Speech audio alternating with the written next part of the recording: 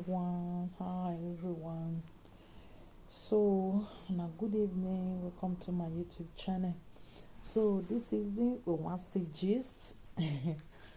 So, what I want to talk this evening, they say nowadays we get so many bad market men everywhere. Even before a day, but most of our women we don't understand who be the real bad market so. And how most of these bad market men that they think about, how they think, their mentality. We they see so many posts for social media, how most men they demand so many things from women, and at the end when you carry light, look these men when they demand, so you will see say they don't get anything when they bring the on the table at all, nothing. So I want to read one of the posts where one of all these type of guys put for social media. I can screenshot am, and so many posts where be say some women no understand, and I go dey lecture for this my YouTube channel. Some of these posts when most of our women they see, they go just this in a normal post, good woman. My dear, we did 2019 right now. If you really get the same spirit, you dey correct when it comes to dating, and you get self-love for yourself. You don't want wahala, you don't want headache from any man or any guy. The way when you go take see the red flag, you go suffer cower. Most of our women they don't understand the red flag. They believe say they entitled to help a man. They believe say now they go build a man. They believe say now they go stand the man, and at the end only way the man get for them now to give them belly born. The rest now they go do everything, or for the man to just deal with them there. This enough for a man to bring comfortable for them. So many of us they go see the red flag, they know the green take am. They want make that thing burn them first before they go understand. So wetin be this red flag? So most of this red flag, our women go dey call say na devil, na this, na they want dey pray. But when you start that relationship, all this red flag, all of them dey there. But you know we understand. And most of us they not teach us all these things as we dey grow they come. All these things will be the red flag when we new enter relationship. So the man mentality, the way they think, the expectation of life, what he gets now, not the future. We know they think am at all. All wetin we dey think now. We get man. No, that is not enough to be with somebody. That one he presence. Just the presence is not enough for you to hold as a woman. There is a lot of things a man have to bring to the table to you as a woman, not be just a presence.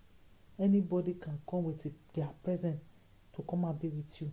But waiting this person they bring the table and how the mentality be.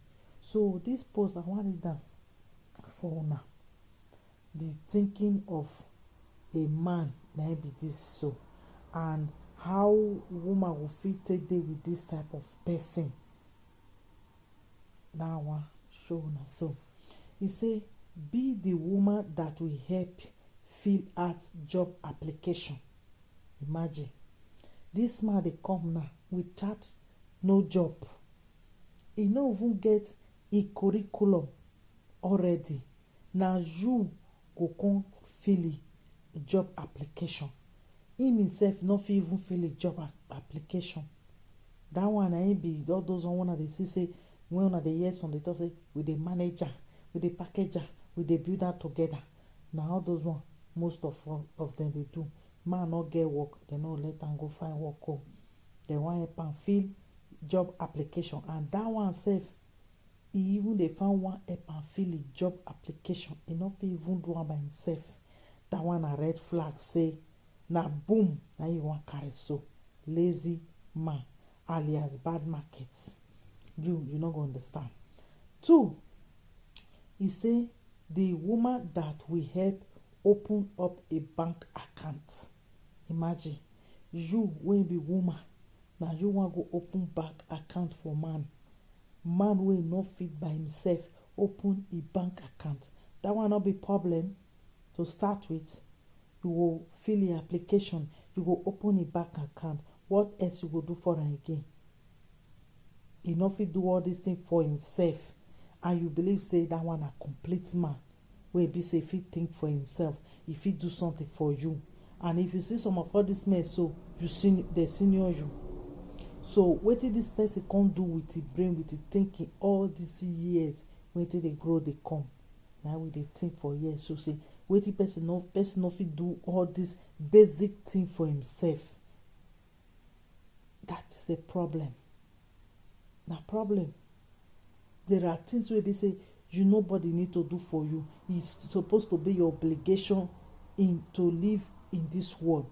Like man dey work now, no be big deal. Na wetin supposed to do be that. Supposed to work because light dey, water dey, hot water dey, food, everything. Those na basic things wey everybody need to get. Then nobody need to tell any man thank you for that.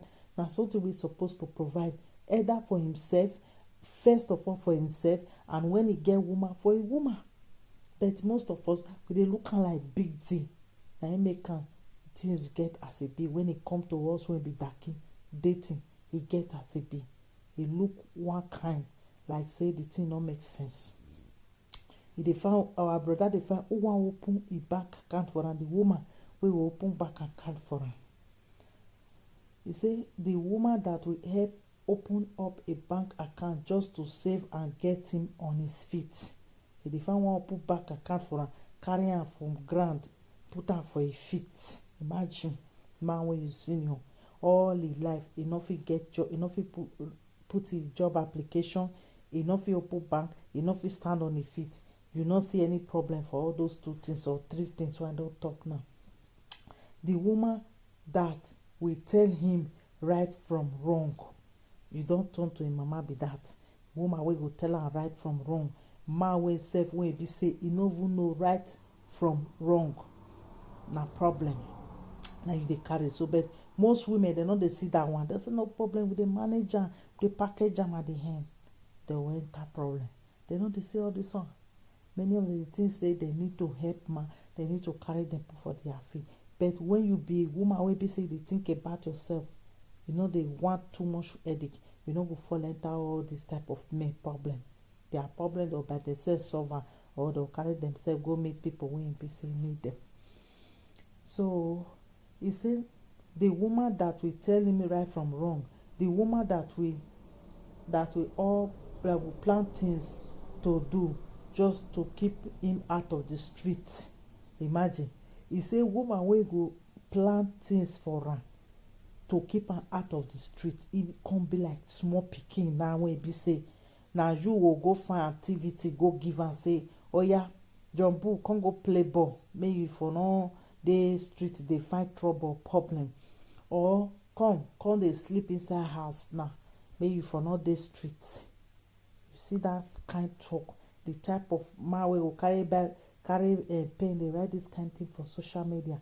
That kind man go come approach you with all this mentality. You no fit even block am for phone. You go say no problem, come enter my house, man, I go do all this thing for you. For why?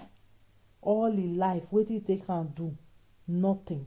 He own na to dey run around, dey bash women, hate women around, dey play with the time. At the end, na you wan come build am up, do application for am, open a bank account for am.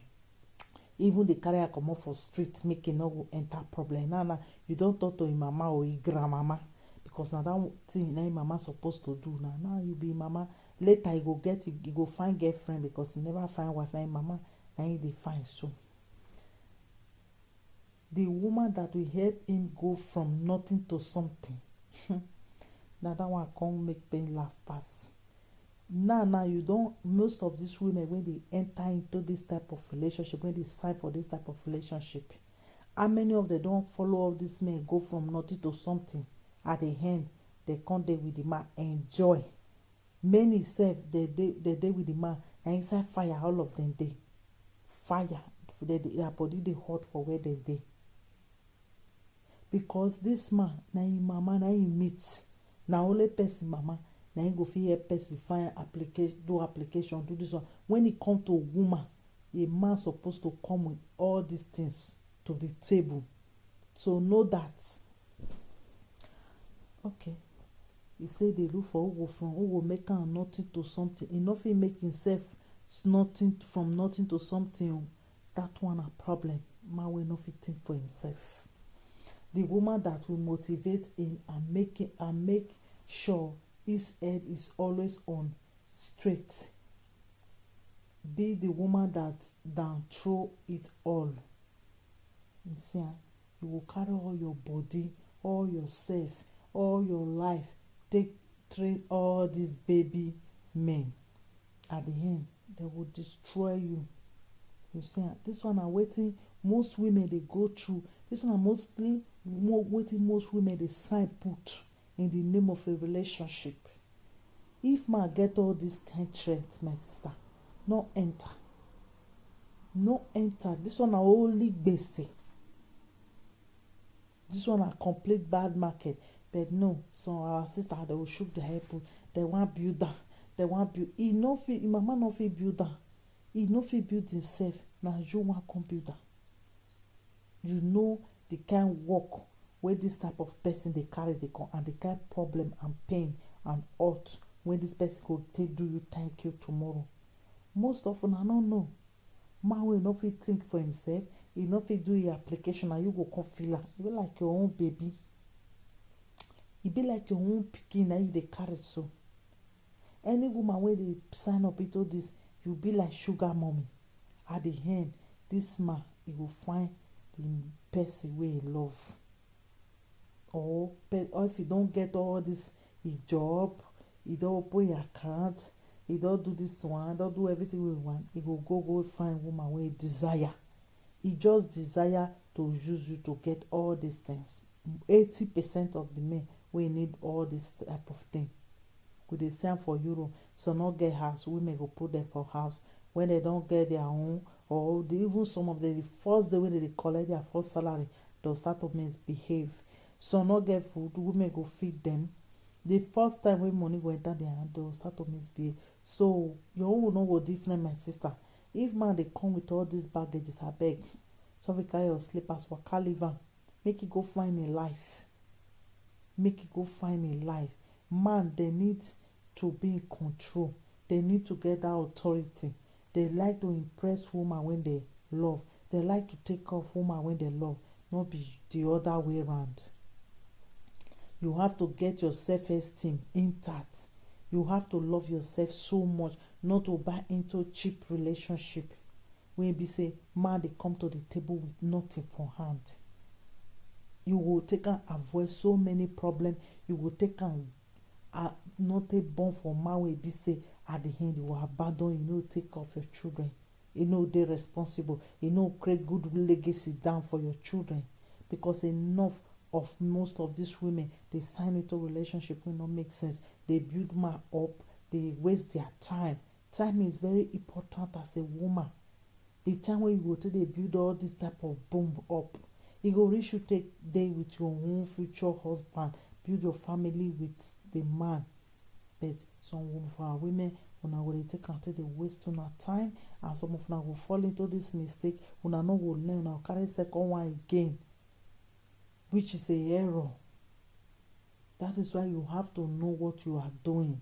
You have to know the red flag.